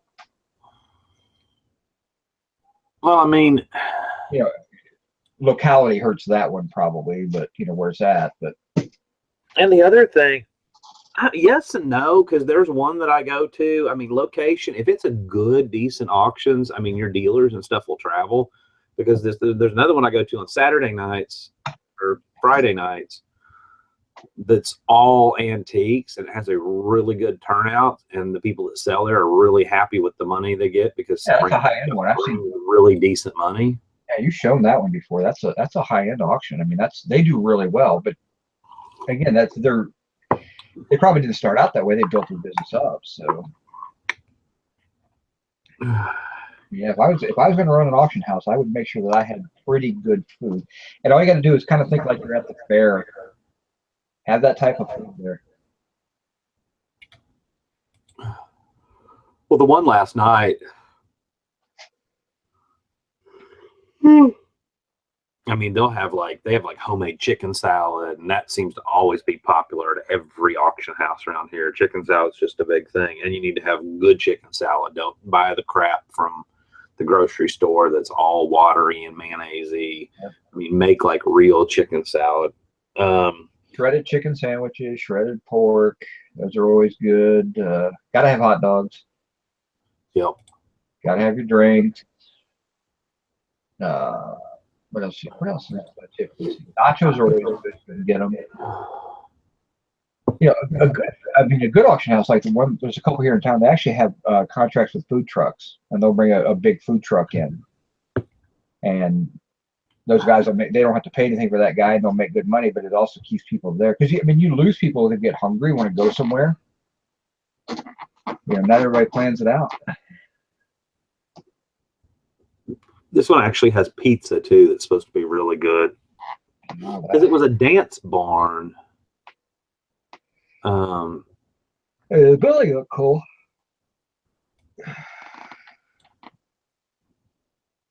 The stuff didn't look that great, but the building looked good.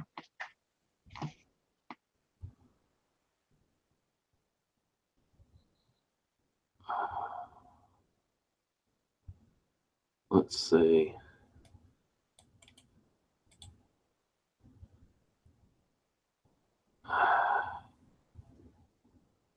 Okay, Dodie Rogers. Who is Dodie Rogers?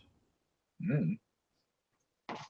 There were pictures all over the wall where people had signed and stuff.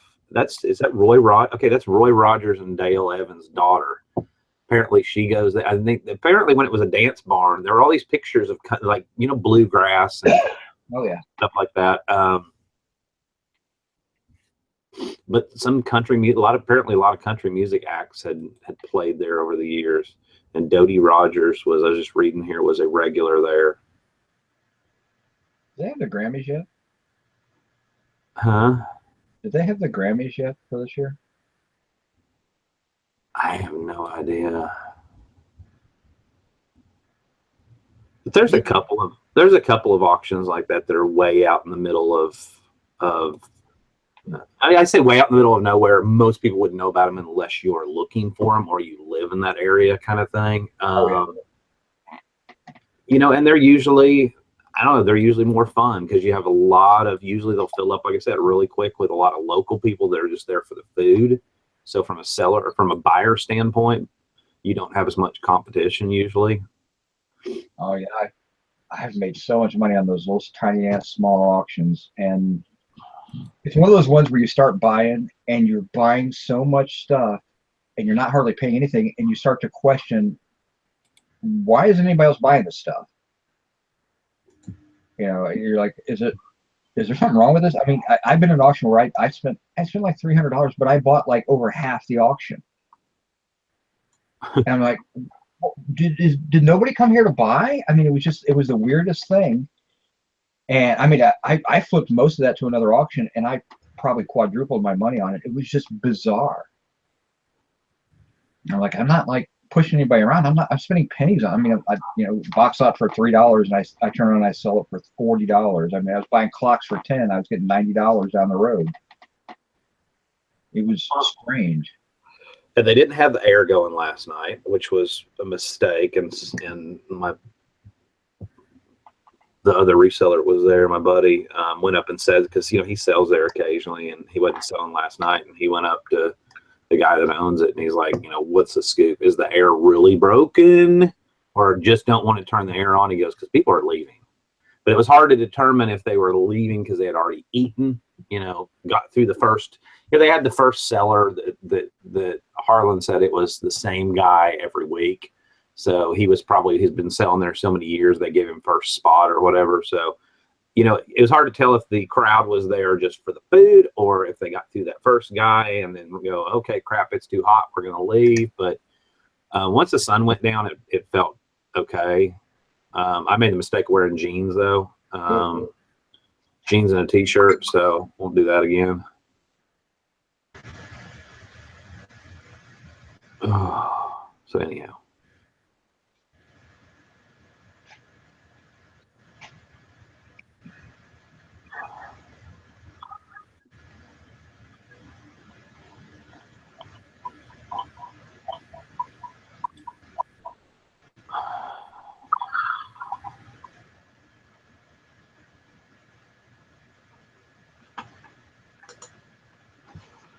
It was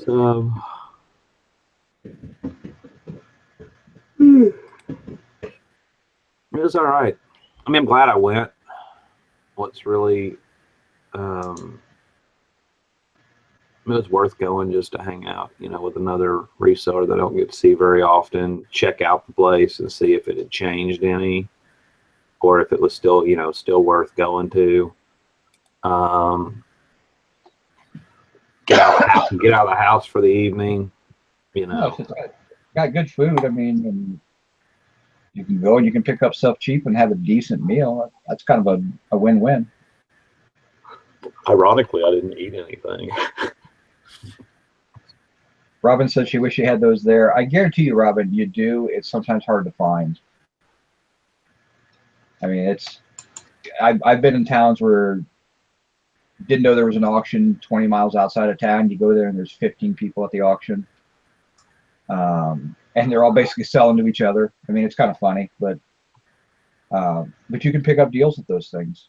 I mean, I was at one little auction in Salisbury, Maryland, and it was on Wednesday nights, and I would go do my work at my store, and I'd get done, and the auction started at like 6 o'clock, and so I'd have to, actually, it was outside of Salisbury, so it'd take me like 10 minutes to drive there, and the first time I pulled up, they had a lot of Fenton glass, and I don't deal with Fenton, I don't deal with glass for the most part, so I wasn't really interested in that, but they had a bunch of sterling silver compotes, bowls, and stuff like that, and I'm like, oh, and silver at that time was like $35 an ounce. And I'm like, all right, well, if I can get it cheap enough, I can flip it really quick. And it was me and a left bidder who wasn't in the room. And I was like, great, this thing's going to run up. And I got 3 of these sterling silver bowls for $26 a piece. Wow. And I flipped them within a week and a half, and I flipped them to another auction, and I probably averaged $200 a piece on them. I know one went for like 165, but a couple other ones were way over 2. So I mean, it was just silly. And I'm like, that was crazy. Who would only bid $26 on this? But and I was the only one bidding in the room. It's just kind of a strange little auction. But I kept going back because I kept making money. You know, I had to work around it because it was 3 hours from my house. But I mean, it was one of those ones where I was in town for Ollie's, and the nights are mine. So. I don't know where you live at, Robin, but I'm sure there's auctions around you. Not unless you live out in bumfuck Egypt or something, and there's neighbors. I think she's in Indiana. Oh my God, Indiana is rife with auctions. Maybe. I think she's in India. I could be wrong. But if I remember right, I think she's in Indiana. I will say this about that auction last night. Jim Bennett, I was reading through the comments. I put a picture of it. Jim Bennett said, I still can't believe how inviting it looks. Very comfortable atmosphere. Auctions around me in North Carolina, the ones that are still left, mostly have that rental hall look. LOL. That one and the one that used to be over in Hartselle, it was at the VFW or I don't remember, one of those other organizations similar to Veterans of Foreign Wars. They had a little hall that they went to the auction place, and since this place is also a dance barn, whatever that is, they all have tables and chairs, and like you order your food at the counter, and there's a number on the table at this particular auction. They bring your food out to you. I mean, it was. I will say, of all the atmospheres, you can see the disco ball. As a matter of fact, if you look in the top of the picture, but you know, it was set up to be a small country music venue. So yeah, it was a lot more inviting, and you actually had chairs to sit in. And for me, versus the you know, it just depends on the mood I'm in. You know, most of the auction places are just ragtag chairs that they've, you know, found on the side of the road over the last 20 years, and then none of them match or whatever. But this one actually had tables and chairs, and I think that with the food and decent stuff for sale. I mean, there was decent stuff. There was, I'm trying to think. You know, those oil paints that I talked about, Eric, that I ended up, you know, walking outside, and because that was the only place you could get a cell phone signal. And I walked back in just as they were finishing selling them. And it was a big box of old tubes of oil paint. I say old, probably, I don't know, 20, 25 years old. They weren't dried up. I'd already checked them out. And there was probably I don't know, 20 tubes in the box. There was a box of G.I. Joe figures. Unfortunately, I couldn't buy on it because my buddy that I went to meet, his brother was there and he collects them. And so, you know, I'm not going to do that to, and he's also a little bit of a reseller too, to some guy that I just met I just met his brother for the first time. I'm not going to like run him up. That's kind of a douchey thing. Just kind of a professional courtesy. You know, we all joked about how we were going to run him up, but, you know, there was toward the very end, but I didn't stick around because their order they were doing on the table. And I walked up at one point and Harlan walked up at one point like, hey, are you going to get these toolboxes? They did have an old silver tool chest with the removable tray. It didn't have drawers. It just had the one top with the removable tray. And I got to looking and realized on the front of it, because it was kind of dark over in the corner, that there was a big diamond-shaped plaque that said S&K. So I'm like, ooh, and it was in really, really good condition. But then once I looked them up, they were like $60, $70. And I'm like, first of all, if the little old men at this auction let that go for anything less than 20 or 30 bucks, because it did have a few, it didn't have tools in it, but it had some miscellaneous junk, which always usually adds to the price it goes for. You know, it's full of stuff. And then there will be old men that won't get up to look to see that it's actually crap inside there. Yeah. You know, and so do I want to pay $30 for something that might sell for $70 shipped, and I've got to take it home and clean the junk out of it? It's greasy and it's a little bit more difficult to ship. And no, because at the end of the day, there's really just the money's not there. Yeah, I mean that's the hassle. I mean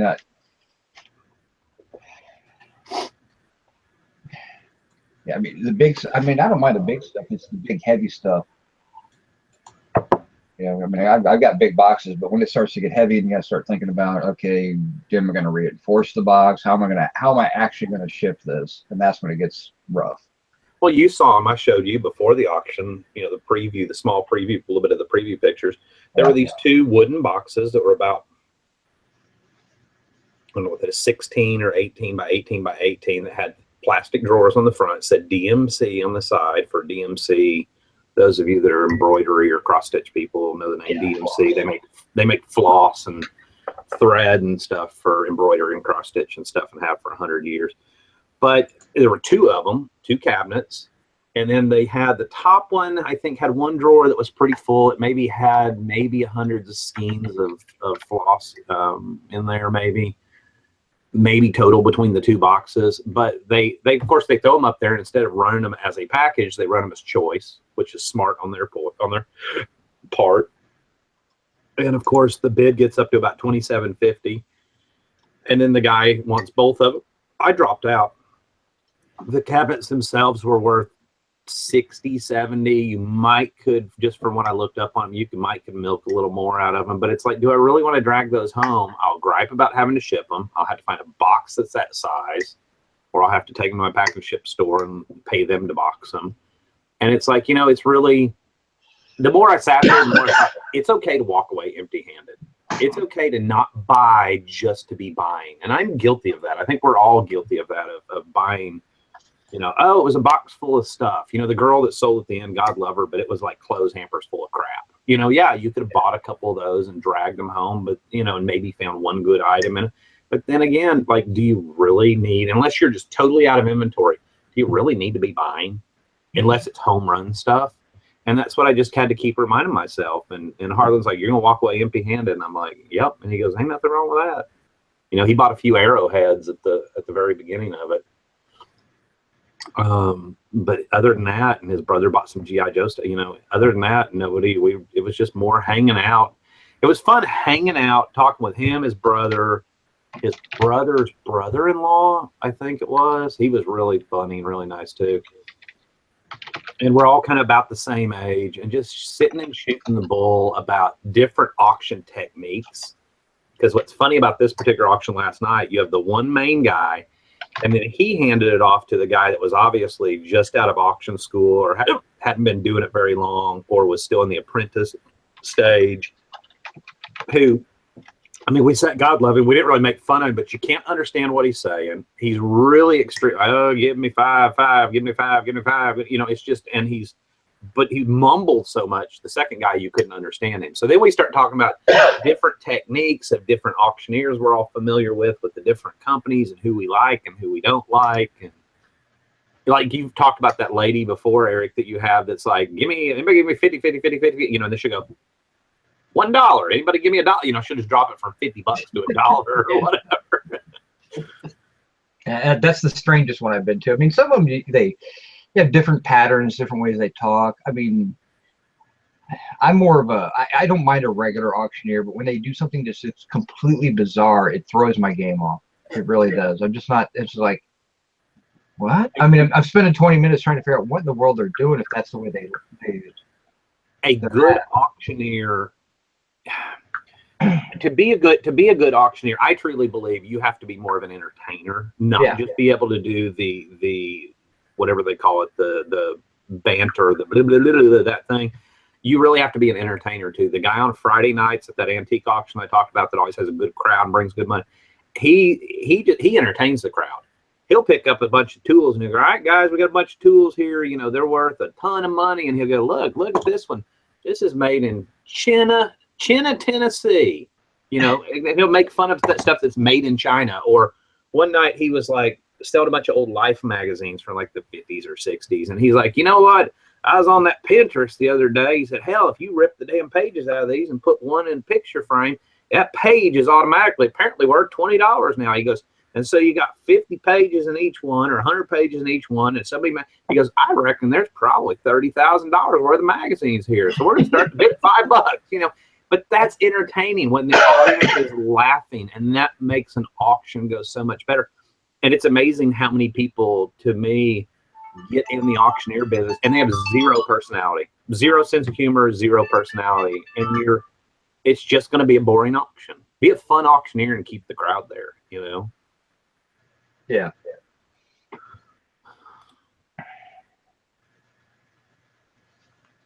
Well, guys, I think I'm going to wrap it up for the day.